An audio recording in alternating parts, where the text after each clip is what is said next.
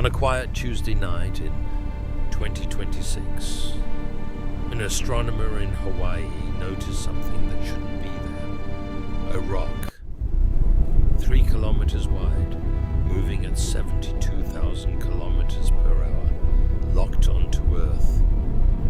They ran the numbers 3 times, then a 4th. Every calculation said the same thing. Impact. 7 years, not a chance. A certainty what would happen next would change humanity forever. Governments tried to keep it quiet. They had 72 hours before someone leaked it. And then, the world knew. Stock markets crashed in 4 minutes. Churches filled overnight. Supermarkets were emptied in hours. But here's what surprised everyone. Most people didn't panic. They called their families. They went home. They sat together. 7 years is a long time.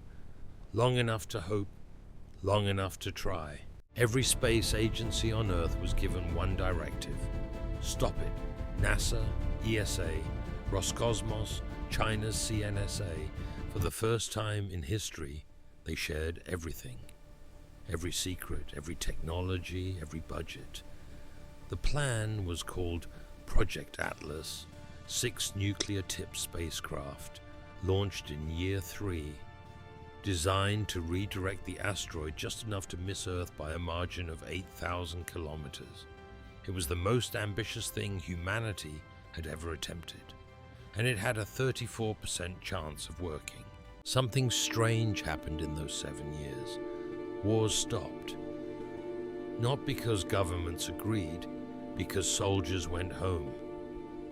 Carbon emissions dropped 60% in 2 years, not because of policy, because people stopped caring about money the way they used to. Religions that had fought for centuries held joint services for the first time. Scientists who had been rivals shared labs, shared meals, shared everything.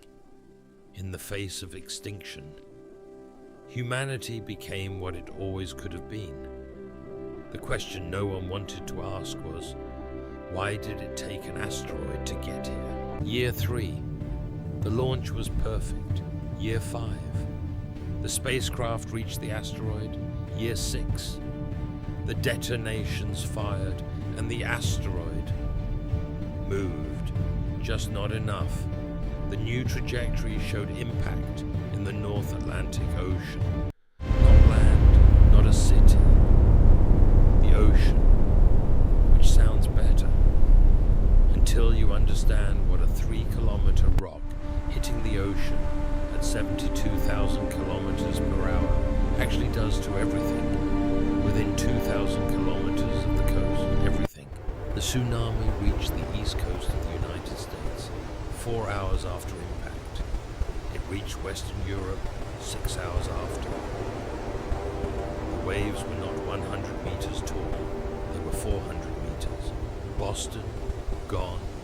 Lisbon, gone. London, gone. Partially. New York City, the lower half. 2 billion people had evacuated inland. 400 million did not make it in time. The sky turned dark for 18 months from the debris in the atmosphere. The impact winter began, and for the survivors, the real fight was just starting. 10 years after impact, the survivors numbered 5.2 billion. The coastal cities were gone. New ones rose inland. But something had changed that no disaster could undo.